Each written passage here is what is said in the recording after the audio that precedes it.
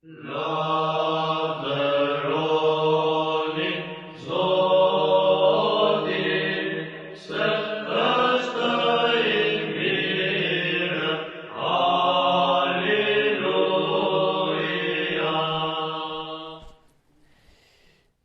Sot është një kremtë e madhe për ne të krishterë ortodoks, sepse kremtojmë një ngjarje të jashtëzakonshme në historinë e njerëzimit, pra se si biri i Perëndis u bë bir njeriu, hyrë në kohën e hapësirë, ai për të shtyr mëkatet tona u kryqëzua në Golgotha, u varros, u ngjall, dhe i gjallë u shfaq për 40 ditë tek nxënësit, apostujt, dishepujt, duke i përforcuar për ngjalljen e tij, për misterin e madh të ngjalljes dhe për mbretërinë e Perëndis.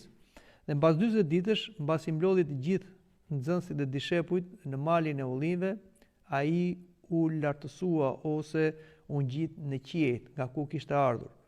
Por kur ai zbriti si fjala e Perëndis, zbriti si biri i Perëndis, por kur u ngjit, ai u ngjit dhe si njeri, duke marrë natyrën njerëzore dhe duke e vendosur në të djathtë të fronit të Perëndis. Dhe ngjitja e Krishtit në qiell dhe lartësimi i Krishtit në qiell nuk është vetëm për Krishtin, por është për ne njerëzit, sepse ai si biri i Perëndis gjithmonë ishte në fron me Atin. Por tashmë kur ai u ngjit dhe si njeri, duke e ulur dhe njeriu, duke na ulur të gjithë neve në fronin e Perëndis, duke arritur atë që nuk arriti ta bënte Adami, që të bëj Perëndi. Por në Krishtin ne u bëm dhe kemi mundësi të bëhemi bi Perëndie ose Perëndi sipas hirit. Dhe kjo është ajo çfarë ne e presim. Pra, atë çfarë kaloi Krishti, pra që ai vdiq, u ngjall dhe u lartësua, këtë presim edhe neve. Të kemi një vdekje të krishterë, të varrosemi, por dhe të ngjallemi. Dhe jo vetëm të ngjallemi, por të fluturojmë në qiell ku të takohemi bashkë me Zotin, ashtu siç thotë dhe apostulli Pavli. Biseda e sotme nuk do të jetë për analipsin, por biseda e sotme do të jetë në lidhje me ngjalljen ose ringjalljen e të vdekurve sipas doktrinës ortodokse. Sot në botë ka shumë teorira të ndryshme që flasin për ringjalljen e të vdekurve. Madje ka disa teori, ka dhe fe, që e shikojnë në atë ringjalljen mbas një vetflijimi ose vetvrasje, të cilët bëjnë njerëzit për ta shpejtuar ringjalljen e tyre. Siç thash, ka grupime, ka sekte, të cilat shtyjnë njerëzit, i frymëzojnë njerëzit që nëse ata vrasin veten e tyre, ata e shpëtojnë në procesin e ringjalljes. Ose ka sekte që mësojnë, si them, të tjera doktrina në lidhje me ngjalljen e të vdekurve, që thonë për shembull që njerëzit do të ngjallen, po jo me trupat që kemi, por do marrin trupa të tjerë, pra që nuk i përshtaten këtyre trupave tanë, ose nuk është kjo materi që ne kemi. Dhe ka të tjerë grupe, domethënë, të cilët nxjerrin teori të ndryshme edhe në lidhje me ngjalljen e përgjithshme, që e thotë jo të gjithë do të ngjallen, thonë ata, por do ngjallen vetëm një grup i caktuar njerëzish. E teori nga më të ndryshmet, të cilët më tepër ngatrojnë njerëzit dhe i fusin në për qorsokak, në për herezira.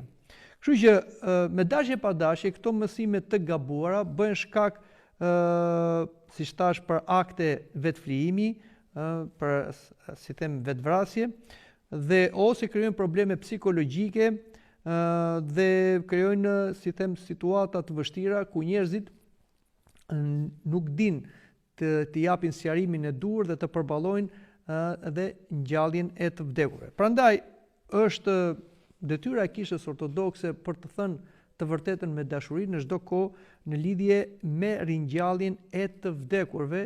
Pra, kur bëhet fjalë për ringjalljen e të vdekurve, bëhet fjalë edhe për neve që jemi gjallë, sepse do vi një ditë shpejt a vonë që edhe neve do të vdesim dhe do kalojmë nga ky procesi i vdekjes, i varrosjes së trupit dhe i ringjalljes.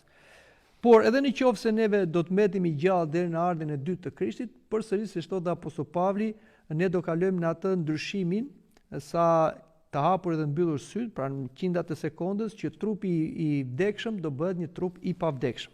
Por le të flasim më konkretisht në lidhje me ringjalljen e të vdekurve sipas doktrinës së krishterë ortodokse. Që do ringjallen të vdekurit, kjo është doktrinë në kishën tonë. Ashtu siç e themi dhe në simbolin e besimit, presim ngjalljen e të vdekurve. Dhe për shembull tek libri i zbulesës na thuhet për këtë fakt eskatologjik dhe pash të vdekurit të mëdhenj e të vegjël që rinin në këmbë përpara Perëndis dhe librat u hapën dhe u hap një libër tjetër që ishte libri i jetës dhe të vdekurit u gjykuan në bazë të gjërave të shkruara në libra sipas veprave të tyre. Dhe deti dorëzoi të vdekurit që ishin në të dhe vdekja Hadi dorëzuan të vdekurit që ishin në ta dhe ata u gjykuan secili sipas veprave të veta. Pastaj vdekja dhe Hadi u flakën në liçenin e zjarrit. Kjo është vdekja e dytë. Pra, në librin eskatologjik të zbulesës na tregohet se të gjithë të vdekurit do një ditë do paraqiten përpara Perëndis, jo vetëm si shpirt, por dhe si trup. Dhe këtu flasim për miliarda, domethënë njerëz të cilët janë larguar, dhe të gjithë ata në një ditë që ka caktuar Zoti, që quhet edhe dita e fundit, do paraqiten përpara Zotit për t'u gjykuar. Dhe sipas vendeve ku ata kanë vdekur, ata do dalin. Ai që e ka trupin në varr, pra në tokë, do dali trupi i tij nga toka, ai që e ka në det nga deti, ai që u dogj nga zjarri. Pra, të gjithë do t'ju kthehet trupi i tyre, i cili u mor në forma të ndryshme. Por doktrina pra e ngjalljes së të vdekurit, si thash, është dhe në simbolin e besimit, dhe duhet dim se jeta jon njerëzore kalon në 4 faza. E para është jeta jon toksore, e përkohshme, ai që jetojmë tani në tokë me shpirt edhe trup, që ka filluar që nga stadiumi embrional, pra kisha beson që në çastin e konceptimit, ku bashkohet elementi gjenetik i burrit dhe gruas, babait dhe nënës, që aty që fillon të formohet trupi, formohet edhe shpirti. Prandaj, që në çastin embrional kemi një qenie njerëzore, edhe pse është një qelizor, mund themi, prap aty është një qenie njerëzore, prandaj nuk lejohet ndërhyrja për të prishur embrionin, sepse quhet vrasje. Por njeriu zhvillohet si trup dhe si shpirt brenda placentës nënës dhe pastaj vjen në këtë kohë dhe hapësirë që është një placentë më e madhe. Pra, ky është stadi i parë ose faza e parë. Jeta jon toksore me shpirt dhe trup. Pastaj kemi fazën e dytë, që është mbas vdekjes sonë. Dhe kjo quhet gjendja e mesme, sepse ose e përkohshme, sepse kemi ndarjen e shpirtit nga trupi. Ku trupi shkon në dhe, sepse nga dhe u mor, ashtu siç u krijua edhe trupi i parë i njeriu të parë, pra Adamit, dhe shpirti i cili është një substancë jo materiale, ai shkon në vendin që e cakton Zoti sipas gjendjes së tij shpirtërore. O banon pranë Zotit ose shkon nën tokë në burgjet e Hadit. Faza e tretë është jeta në ringjalljen e trupave dhe bashkimi i shpirtit të ndarë me trupin e varrosur. Dhe faza e katërt, përfundimtare, është jeta e përjetshme, ku njeriu është i bashkuar me trupin e tij, pra ku flasim njeriu shpirti, njeriu të bashkuar me trupin e tij, dhe ai ka hyrë në atë ditën pa perëndim, që quhet dhe dita e tetë, dhe kështu ai ka filluar një jetë përjetshme, ku në këtë jetë përjetshme trupat e njerëzve do të jenë të pavdekshëm. Pra, vdekja nuk do ketë më asnjë pushtet, sepse ne thamë që vdekja do të merret dhe të jetët në liçenin e zjarrit ose në ferr.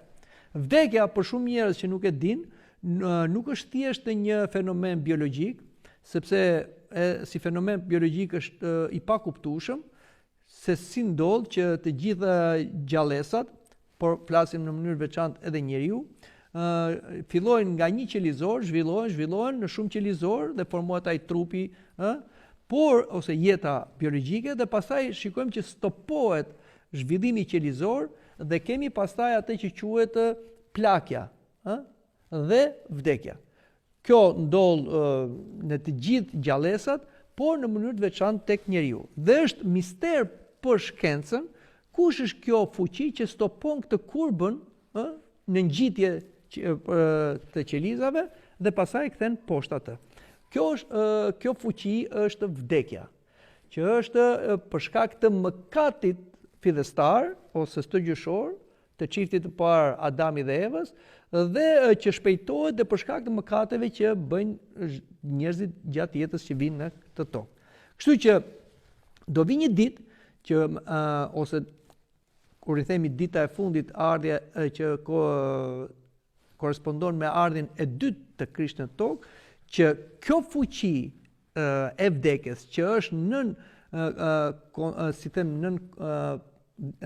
kontrollin e djallit, sepse ai ishte shkaktari I vdekjes, dhe kjo fuqi bashkë me djallin do t'iqet nga bota, dhe atëherë nuk do kemi më vdekje në botë, këtë fuqi mistike, sepse Zoti do ta heqë nga bota me ardhin e tij.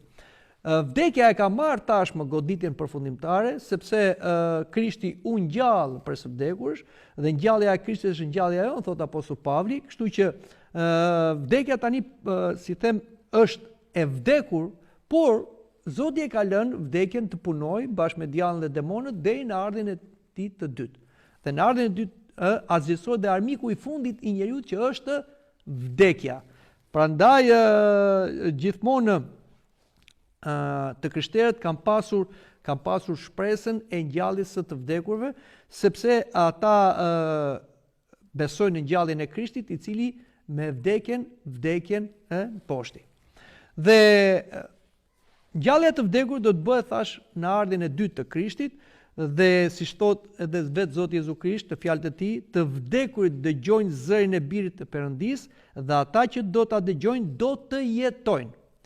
Këtu Krishti flet për ata që do ngjallen të parët. Të parët do ngjallen shenjtorët ose besimtarët, të cilët do dëgjojnë ngjallje atë zërin e Krishtit, siç e dëgjoi edhe shpirti I Lazarit, I cili ishte në Had, kur Zoti tha Lazar, dil jashtë.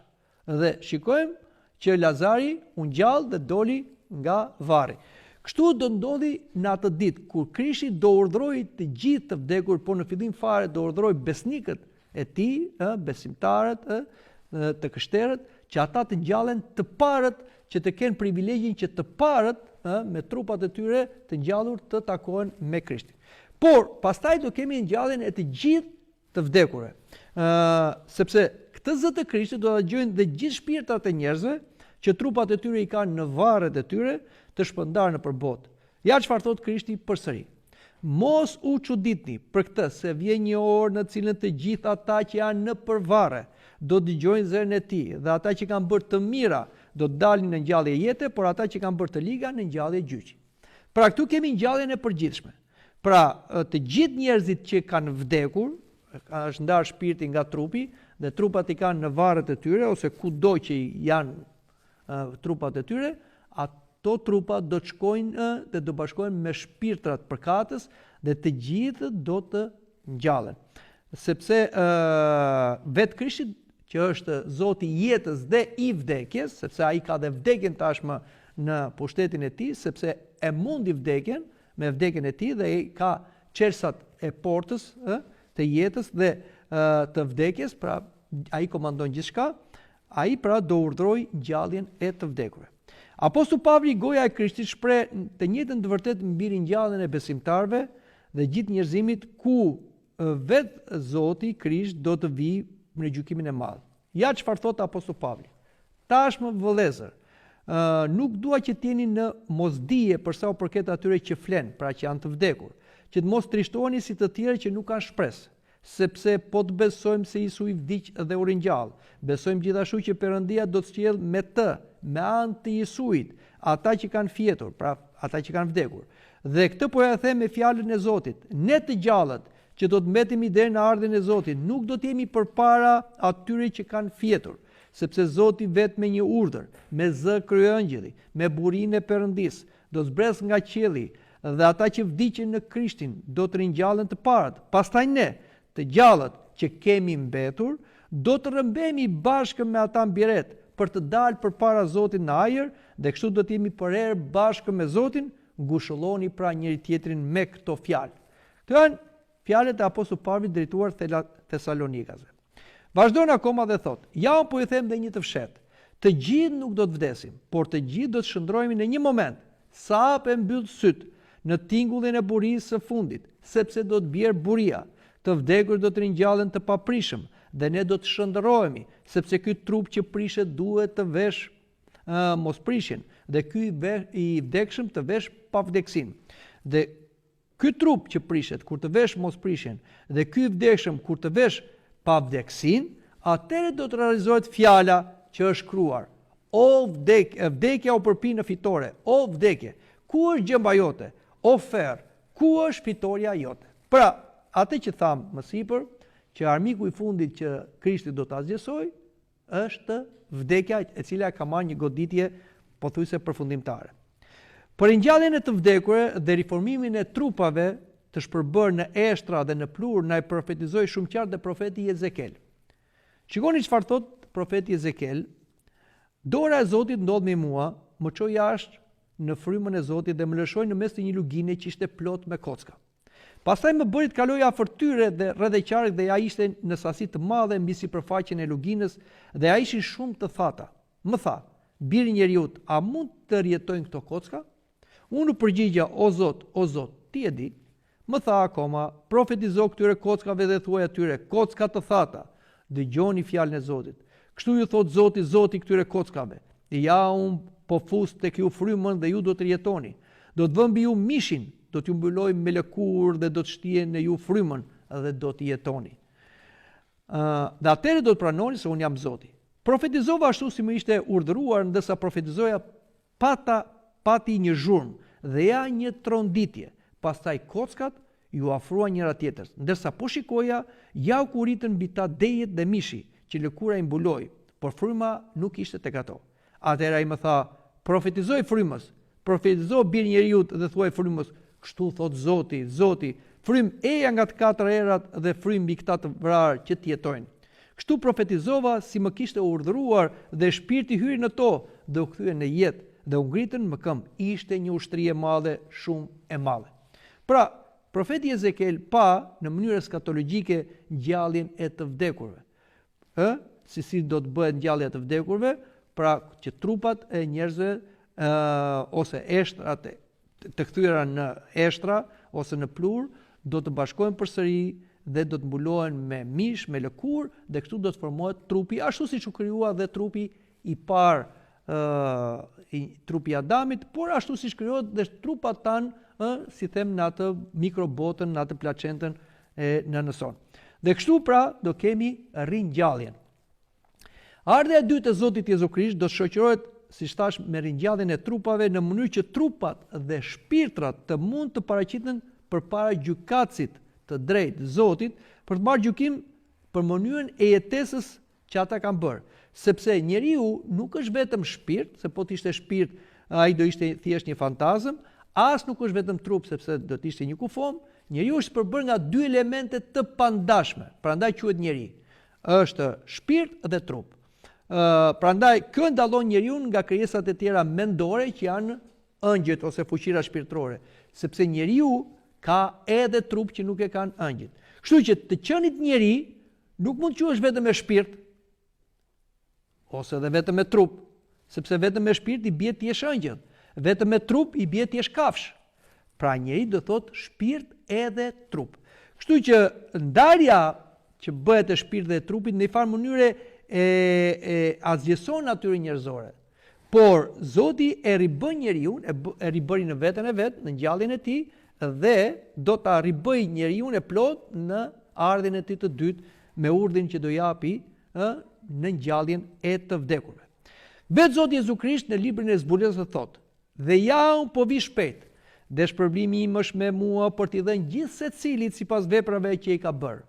Unë jam Alfa dhe Omega, fillimi dhe mbarimi, i pari dhe i fundit. Lumë ata që kryejnë urdhrimet e tij që të kenë të drejtë për drurin e jetës dhe për të hyrë në portat e qytetit. Jashtë janë qend, magjistarët, kurvarët, vrasit, idhujtarët dhe kushdo që zbaton gënjeshtër." Pra, çfarë thot Krishti? Unë jam Alfa dhe Omega, fillimi i historisë dhe mbarimi i historisë. Pra, Krishti, si birë dhe fjalë e Perëndis, është arkitekti, ai që krijoi të gjithë duket pa duket dhe në mënyrë veçantë njeriu. Pra, ati e krijoi njeriu me anë të fjalës dhe me anë të Shpirtit Shenjtë. Dhe njeriu është ikona e fjalës, siç është fjala ikona e atit. Kështu që prandaj erdhi dhe biri i Perëndis u bë bir njeriu, sepse erdhi për të restauruar ikonën e tij, pra ne njerëzit. Dhe ai është fillimi i historisë njerëzimit, pra krijoi njeriu, por dhe fundi i historisë njerëzimit, ai do ta gjykojë njeriu, sepse është edhe bir njeriu. Kështu që gjithë historia është në duart e Krishtit. Sado që njerëzit përpiqen ta mohojnë Krishtin, por edhe sikur ta kalojnë këtë sistem diellor dhe shkojnë një galakti tjetër, prapë te Krishti do shkojnë, sepse Krishti është zotëruesi i gjithë krijimit dhe ai do bëj gjyqin për të gjithë. Por ky gjyq nuk do bëhet vetëm në aspektin shpirtëror, i cili bëhet më njëherë kur vdes një njeri, por do bëhet edhe me trupat e tyre, sepse njeriu jetoi dhe veproi me shpirt edhe me trup. Kështu që ashtu si shpirti gëzon kur ai është besnik ndaj Zotit, por edhe trupi që është shërbëtori i shpirtit për vepra të mira dhe ai duhet të gëzojë, nuk do të mbetet në varr. Edhe kundërta, ashtu si shpirti mëkatar vuan në humnerat e nën tokës, po në botën e vdekjes, kështu edhe trupi që ka bërë vepra mëkatare, edhe ai duhet të vuajë. Prandaj në gjykimin do kemi ngjalljen ose ringjalljen ku shpirtat dhe trupat do bashkohen për të gjykuar. Lumë ata që kryejnë urdhërimet e tij, pra të Perëndis, dhe të kenë të drejtë të marrin nga druri i jetës. Druri i jetës ishte në kopshin e Edenit, nëse mbani mend, ishin dy pemët, pema e të mirës dhe të keqes, që njeriu ishte ndaluar për ta ngrënë, dhe pema e jetës, që duke ngrënë nga frutat e kësaj peme, njeriu bëhej i pavdekshëm. Por njeriu u privua nga frutat e pemës së jetës sepse mëkatoi. Dhe Zoti nuk e lejoi që njeriu në gjendje mëkatare të hajë nga fruti i pemës së jetës, sepse do bëhesh i pavdekshëm në të keqen e vet, në farë mënyrë do ishte si djalli i cili nuk ka mëkthim. Prandaj Zoti e përzuri Adamin dhe Evën nga parajsa, duke vënë një qerovim me një shpatë të flak, që mos ta lejonte njeriu të hante nga pema e jetës. Tashmë, kur me ardhen e dytë të Krishtit do bëhet gjykimi, ata që do gjenden besnik dhe të drejtë në Krishtin, ata do kenë të drejtë hanë nga pema e jetës, që është pra në parajsën, dhe do jenë pra do të kenë pra potencialin e pavdeksisë. Dhe kush është pema e jetës sot? Dhe a i ham ne këto fruta sot? Po i ham. Pema e jetës është Krishti. Dhe jo më kot Krishti u kryqëzua në një dru peme, pra për ta shëndruar pemën e mallkimit, pra që ishte ajo pema që nxori njeriu nga parajsa, po me anë të drurit njeriu të hynte prapë në parajsë, dhe tashmë Krishti është pema e jetës, dhe frutat e pemës janë misteret e kishës, dhe misteri më i madh dhe fruti i jetëdhënës është kungata hyjnore, që ne e marrim për ndjesën e mëkateve dhe për jetën e përjetshme. Pra jeta e përjetshme fillon që këtu. Si tha Krishti, kush ha trupin e birë një dhe pi gjakun nuk ka jetë në vetvete. Dhe gjithë qëllimi i jetës krishtere është që të kemi një vdekje të krishterë, dhe misteri i fundit që marrin krishterë ortodoks është kungata hyjnore. Pra të marrësh këtë frut të jetës në trupin dhe shpirtin tënd, për të qenë i përjetshëm. I përjetshëm edhe si shpirt në lavdinë e Zotit, por edhe në ngjalljen e të vdekurve kur të vi Krishti me trup, që të marrësh një trup të lavdëruar.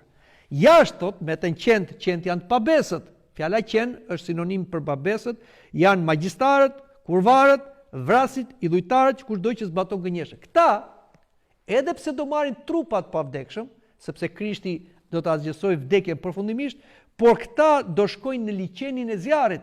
Kjo quhet vdekja e dytë. Do kenë pavdeksi, por pavdeksi për mundim, dhe kjo nuk është jetë.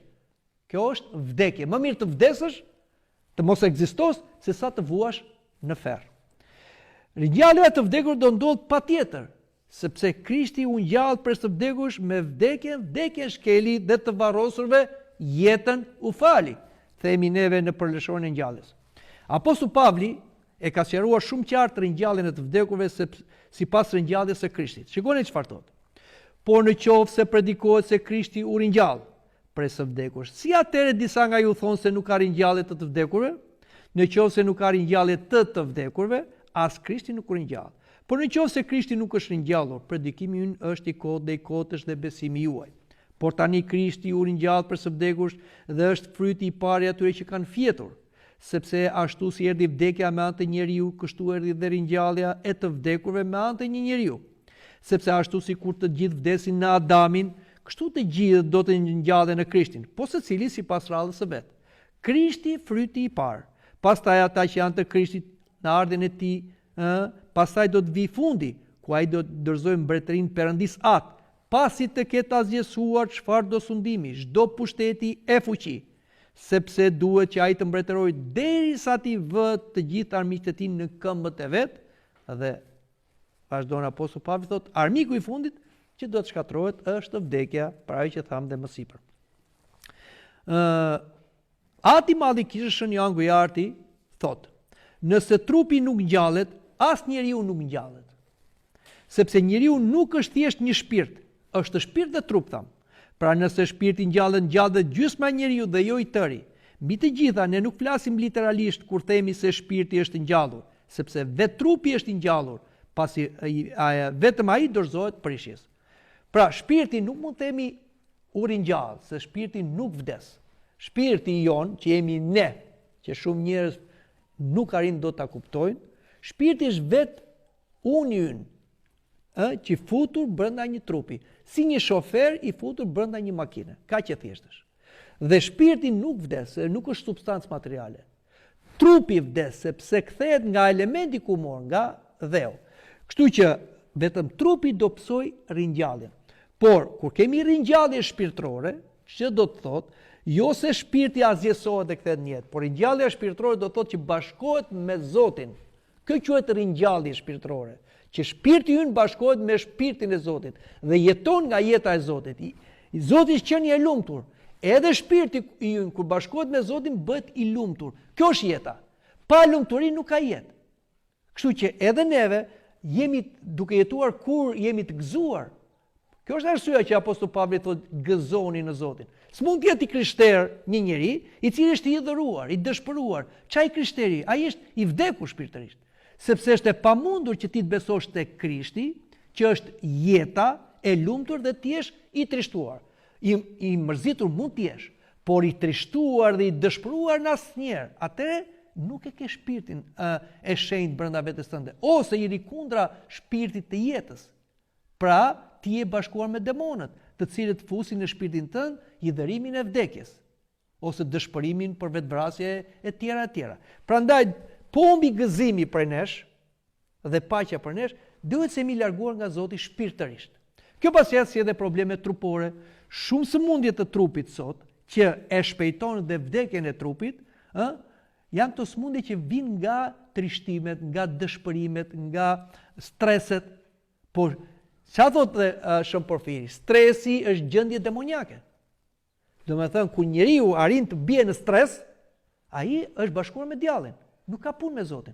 Është e pamundur që ti jesh i krishter dhe ti jesh në stres, në depresion. Dhe kjo është sëmundja e shekullit sot. Sepse njerëzit ja larguar nga Zoti dhe ku po shkojnë? Po shkojnë në depresion. Pra kanë vuajnë ferrin për së gjalli dhe këtë jep pasaj edhe kolpo, edhe trupit, hipertension, goditje në zemër, kancere, leuqemira e të tjera. Dhe ngjallja e trupave njerëzore është një mrekulli e fuqisë së Zotit, pra nuk është diçka që do bëhet njeriu nga vetvetja. Kjo ngjallje do të ndodhë, siç thot Klementi i Romës, një tjetër shenjtor, kudo që të jenë shpërndar, qoftë në det, qoftë në tokë, pavarësisht se ne do të jenë glaburuar edhe nga bishat, pra trupa që janë ngrënë nga bishat, Zoti do t'i ngjallë me fuqinë e tij, sepse gjithë bota është në dorën e tij. Në një farë mënyrë do kemi si një lloj rikthimi të historisë mbrapa. Keni para ato filmat juve që tregojnë një ngjarje, pastaj kthen mbrapa historinë. Kështu është dhe me ardhin e Krishtit gjithçka do kthehet mbrapa, pra toka do nxjerrë të vdekurit e vet, deti do nxjerrë të vdekurit e vet, zjarri të vdekurit e vet, bishat të vdekurit që i hëngër. Gjithçka do kthehet dhe trupat tanë do të rishfaqen përsëri. Kjo është fuqia e Zotit Asnjëherë mos mendoni se është diçka që do ta bëj shkenca ose njeriu. Sot ka marrëzira nga më ndryshmet dhe sot për shembull dëgjoja edhe një lajm që është rritur shumë numri njerëzve që i fusin trupat në frigorifer. Dhe i mbajnë aty në frigorifer, harxojnë dhe pasurinë e tyre që kanë gjatë jetës, japin tyre kompanive mashtruese, që gjoja i mbajnë në gjendje të ngrirë, që kur të shpiket ilaçi pa vdekësisë, këta ose trupat e këtyre të ngjallen dhe këta të shfaqen përsëri dhe të fitojnë pa vdekje. Kjo është një mashtrim shumë i madh. Ngjallja e të vdekurve ose trupave të vdekurve nuk do bëhet me asnjë ilaç njerëzor. Nuk ekziston dhe nuk do ekzistoj. Ajo do bëhet vetëm me fuqinë e Zotit. Dhe do bëhet kur të vi Zoti për dy dhe kur të urdhroj Zoti, ngriuni, dilni nga varret. Atëherë do të ndodh kjo. Këtë na e thotë dhe përsëri dhe Apostulli Pavli në letrën drejtuar Korintasve. Edhe këtë po ju them, o vëllezër, se mishi dhe gjaku nuk mund të trashëgojë mbretërinë e Perëndis, as prisha nuk mund të trashëgojë paprishjen. Tu flasim për një tjetër mister. Pra, kur flasim për ngjalljen të vdekurve, asnjëherë nuk do të mendojmë se këto trupa që i kemi tani, që janë trupa, si them, me organe, trupa me gjak, trupa që kanë nevojë për ajër, kanë nevojë për ushqim, këto trupa prap do kemi ne. Jo, duhet të jemi të qartë. Duhet dim, si thotë Apostulli Pavli, ne dim thot në fakt se në qoftë se kjo çadër dhe ka fjalën për trupin, pra trupi quhet si një çadër.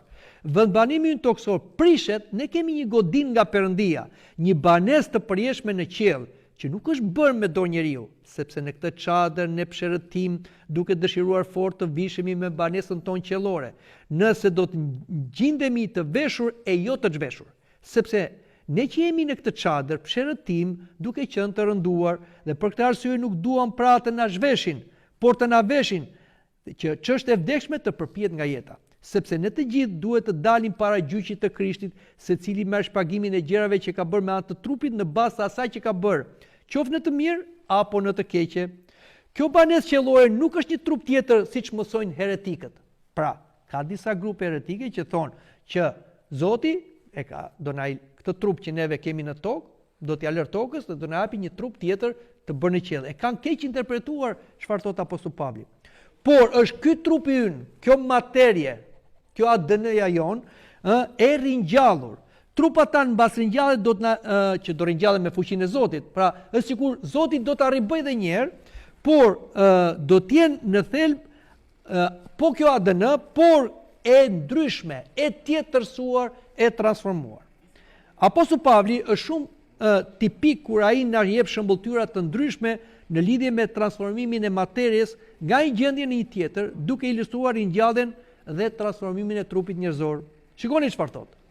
Por do thotë ndonjë si ringjallen të vdekurit dhe me çdo trup do të vinë, o i pamend, atë që ti mbjell nuk ngjallet nëse nuk vdes përpara. Dhe atë që mbjell ti nuk mbjell trupin që do të bëhet, por një kokër të zhveshur, ndoshta nga grur ose ndonjë far tjetër, por Perëndia jep trup si të doj, secilës far trupin e vet. Jo çdo mish është i njëjti mish, por patjetër është mishi i njerëzve. Tjetër është mishi i baktive, tjetër i peshqve dhe tjetër i shpendëve. Dhe ka trupa qiellor dhe trupa toksor, por tjetër është lavdia e trupave qiellor e tjetër e atyreve toksor. Tjetër është lavdia e diellit dhe tjetër lavdia e hënës dhe tjetër lavdia e yjeve, sepse ndryshon në lavdi ylli nga ylli. Kështu do të jetë ringjallja e të vdekurve. Trupi mbidhet në prishje dhe ringjallet në paprishje, mbidhet në shtërim dhe ringjallet në lavdi, mbidhet i dobët dhe ringjallet me fuqi, mbidhet trup natyror dhe ringjallet trup frymor. Ka trup natyror, ka dhe trup frymor. Kështu është shkruar. Njeri i parë, Adami, u bë shpirt i gjallë, po Adami i fundit është frymë që jep jetë. Si të kuptojmë këtë fjalë të Apostullit Pavlit? Pra ai na shpjegon sepse dhe në atë kohë dhe në këtë kohë thoshin si do jenë trupat, si do ta kemi në trupin. Prap do kemi këtë trup që do ham, do pim, do marrim frymë të gjitha. Dhe ai sqaron, o i pamend. Pra, kur ne mbjellim një kokër gruri, kur ajo mbidhet në tokë dhe del, është prap kokër gruri, ajo ndryshon. Është një bim me kërcell, me pamje ndryshme të gjitha. Kështu është edhe me trupat tanë. Këta trupat tanë që varrosen do të ngjallen me trupa të lavdëruar, që do jenë krejt ndryshe, pra nga ky trup që kemi ne tani, që kemi me organe ose me nevoja për të jetuar. Shën Johan Gojarti thot, se trupi do të jetë i njëjtë, por nuk do të jetë identik ashtu. Shën Makari thot, se trupi ynë pas ngjalljes do të ruaj substancën e tij si hekuri, i cili kur digjet bëhet i kuq, por pa ndaluar së qenë i hekur. Shën Theodori i Mopse Estis, për ilustrimin e ngjalljes dhe transformimin e jep imazhin e rërës me qelçin. Dëgjoni se është shumë interesante. Siç e dim, thot, qelçi është bërë nga rëra, por kur bëhet qelç nuk është më rër. Pra, midis trupit ton para ngjalljes dhe atij që do të kemi pas ngjalljes, ekziston dhe identifikimi dhe ndryshimi. Që ta shpjegojmë. Do kemi këtë trup, këtë ADN prej dheu, pra flasim për trupin, por i transformuar në një gjendje dhe në një formë që do t'i duroj pa vdekësisë. Shënqëria e Jeruzalemit po ashtu na thot, uji, thot ai, ka veti të tjera kur është i lëngshëm, kur është i ngrirë dhe kur është avull. Kështu trupi ynë i vdekshëm mbas ringjalljes me urdhën e Zotit Jezu Krisht në ardhmën e tij të dytë do të jetë i transformuar, do të ketë veti frymore, nuk do të jetë i dobët dhe i kufizuar si i pari, pra që kemi sot neve, që do të thotë se nuk do të sëmuret, nuk do të dëmtohet, nuk do të vuajë nga uria, etja, lodhja, dhimbja, nga nevoja për të pushuar, për gjumë, nuk do të ketë peshë dhe vëllim. Kështu do të jetë pa pengesa për të lëvizur në hapësirë dhe me shpejtësi, ashtu si Krishti me trupin e ringjallur hyri nga dyert e mbyllura në dhomën kur rinin nxënësit e friksuar, siç na thuhet tek Ungjilli sipas Johanit, pastaj në mbrëmje të pasaj dite, ditën e parë të javës, ndërsa dyert e vendit ku qenë mbledhur dishepujt ishin të mbyllura nga frika e judeve, erdhi Jesuj dhe u prezantua mes tyre dhe u tha atyre, paqe me ju. Dhe si tha këto, u tregoi atyre duart e veta dhe brinjën, dishepujt kur e pan Zotin u gëzuan. Pra, Krishti mori nga Bigjeresha Mari ADN-n ton. Përveç mëkatit, sepse ai erdhi pa elementi gjenetik të burrit që transmeton mëkatin e Adamit, pra mori vetëm elementi gjenetik vezoren e Bigjeresh Mari dhe këtu mori trupin ton. Po këtë trup që e kemi dhe neve, këtë trup të dobët, të trup me probleme. Por Krishti në vetën e vet e hynizoi këtë trup. Dhe në ringjalljen e të vdekurve, ku në Krishtin bëhet njeriu i ri, trupi i Krishtit nuk kishte më ato dobësira, pra që kishte nevojë për gjumë, lodheshe, kishte etje, siç mbajmë mend për shembull që shkoi te pusi i Jakobit dhe mori etja thuhet atje, pra ishte një trup siç joni, por në ngjalljen e vdekurve, ose më mirë themi në ngjalljen e Krishtit, nuk kishte më nevojë Krishti për të gjitha gjëra. Nëse Krishti kërkoi nga apostujt të hante diçka, dhe ai hëngri përpara atyre një copë peshku dhe një hoje me mjalt, nuk e bëri se kishte nevojë, po e bëri që t'i thoshte atyre që unë nuk jam fantazëm, po jam një trup i ngjallur. Këtë trup që ka Krishti tashmë, që nuk ka më pengesa dhe nevoja fizike, do ta kenë të gjithë njerëzit, që do jetë i pavdekshëm. Por tjetër do jetë trupi i besimtarëve dhe shenjtorëve, do të jetë i lavdëruar, i ndriçuar, tjetër do jetë trupi i mëkatarëve, do të jetë i pavdekshëm, por i nxirr për t'u dënuar. Edhe diçka tjetër, trupat e ringjallur nuk do të kenë pasione dhe dëshira seksuale, sepse njerëzit nuk do kenë më nevojë të riprodhohen, por do të jenë si angjëjt në qiell që nuk riprodhohen dhe nuk shtohen. Pra, ajo çfarë do ndryshojë në ngjalljen e të vdekurve, trupat tanë nuk do të kenë gjini. Do të dallohemi burr dhe grua siç ishin në këtë jetë, por nuk do kemi marrëdhënie ose organe dhe marrëdhënie seksuale, siç thonë në disa fe të tjera, sepse nuk kemi nevojë më të shtohemi.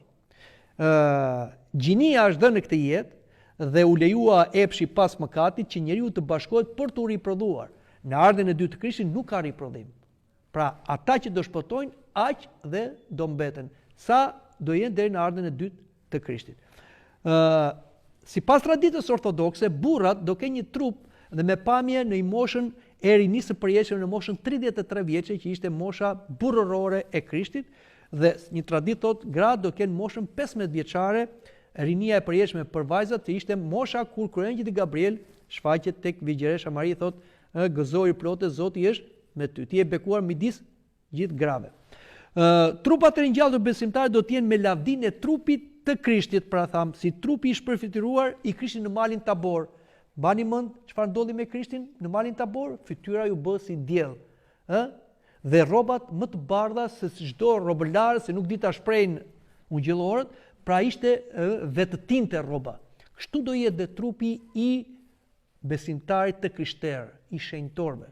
Trup që rrezaton dritë. Ashtu për shembull siç këto poça rrezatojnë dritë, po se kanë dritën qelçi, po e ka brenda ajo, si them, pjesa e brendshme e llambës, kështu do të jenë dhe trupat. Shpirtat e ndritshëm do ndriçojnë edhe trupat. Thashë kundërta do jetë me trupat e mëkatarëve, shpirtrat e errësuar do kenë dhe trupat të errësuar. Zoti Krisht premtoi, kush fiton do të vishet me rroba të bardha, dhe këtu e ka fjalën për dritën. Rroba e bardhë tregon dritën që do vishet njeriu, drita e Shpirtit Shenjtë, dhe nuk do të afshijë emrin e tij nga libri i jetës, por do të rrëfej emrin e tij përpara Atit tim dhe përpara angjëve të tij. Kujt fiton, do t'i jap të ulet me mua mbi fronin tim, sikur edhe unë fitova dhe ula me Atin tim në fronin e tij. E kundërta, thash, do të jetë me mëkatarët, sepse ata vërtet do ringjallen, trupat e tyre vërtet pa vdekshëm, por pa kufizime fizike, por do të jenë shëmtuar, të aftë për të vuajtur përjetësisht vuajtjet e ferrit. Ky trupi ynë nuk e pranon dot vuajtjen e ferrit. Merre këtë trupi dhe në zjarr, ai shpërbëhet. Por trupat e mëkatarëve do të jenë pa vdekshëm, që edhe pse do jenë në flakët e ferrit, ata prap do rezistojnë dhe vetëm do të mundohen. Do kërkojnë vdekje, por nuk do vdesin dot. E thot Krishti, kurse për frikacakët dhe të pabesët dhe të neveritshmi dhe vrasit dhe kurvëruesit dhe magjistarët dhe idhujtarët dhe gjithë gënjeshtarët, pjesa e tyre do të jetë në liçenin që digjet me zjarr dhe squfur, që është vdekja e dytë. Sipas doktrinës ortodokse, jo vetëm trupi ynë do të ringjallet si trupi i Krishtit, por dhe gjithë krijimi, edhe këtë mbajini mend, krijimi që ne kemi, që tani lëngon në peshën e mëkatit, të Adamit dhe Evës dhe mëkateve tona, dhe ai pret ardhin e dytë të Krishtit. Apostulli Pavli thot, sepse dëshira e flakt e krijesës pret me padorim shfaqjen e bijve të Perëndis, pra ngjalljen e të krishterëve, shenjtorëve, sepse krijesa ju nështrua kotësisë jo me vullnetin e vet, po për shkak të atij që e nështroi me shpresën që vetë krijesa të shtirohet nga skllavëria e prishjes, për të hyrë në lirinë e lavdisë së bijve të Perëndis, sepse e dim se deri tani bota mbarë e krijuar rënkon dhe është në mundim. Pra ligji i vdekjes shkoi edhe tek bota, pra është ajo që tham, është misteri i vdekjes. Kështu, në besimin në ringjalljen dhe jetën e amshuar për njerëzimit, Kisha Ortodokse thekson se do ketë një tjetër botë, por asnjëherë nuk do të kujtojmë se Zoti do krijojë një tokë tjetër dhe një qiell tjetër. Pra do të zhduki këtë. Gjithmonë Kisha Ortodokse qiellin e ri dhe tokën e re e ka interpretuar restaurim i kësaj toke dhe i këtij qielli, që do të largohet e keqja që sundon në tokë dhe në gjithë to galaktikat, dhe që ka dhe këto, si them, gjithë ato katastrofat natyrore që ka toka, po dhe universi, për të vendosur harmoninë e përsosur, sepse Zoti do jetë i gjithi në të gjitha. Kjo botë do të jetë përsëri ajo parajsa për cilën u krijuar në fillim, por me pamundësim për të prishur. Parajsa e parë u krijua nga ana biologjike, ishte me bim dhe bimët e dim që janë të dobta. Parajsa e dytë, që do zbresi nga qielli, na tregon që do jetë e paprishme, sepse do jetë ndërtuar me element paprishëm, me gurë të çmuar, ar, diamant, e gjithë të gurë të çmuar, të cilët janë shumë të rralla, po janë dhe të paprishme. Kështu që kjo tregon që krijesa e re, toka dhe qielli do të jetë i paprishëm. Nuk do ketë të problemi që ka sot, tërmete, përmbytje, zjarre, përplasje, katastrofa, po çdo gjë e përsosur.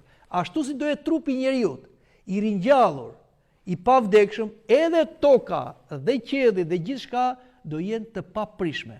Çdo gjë do jetë e përsosur. Dhe ja çfarë thuhet tek libri i zbulesës.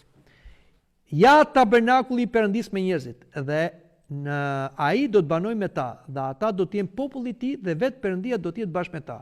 Perëndia e tyre, dhe Perëndia do të thajë çdo lot nga sytë e tyre, dhe vdekja nuk do të jetë më, as breng, as klithmë, as mundim, sepse gjërat e mëparshme shkuan.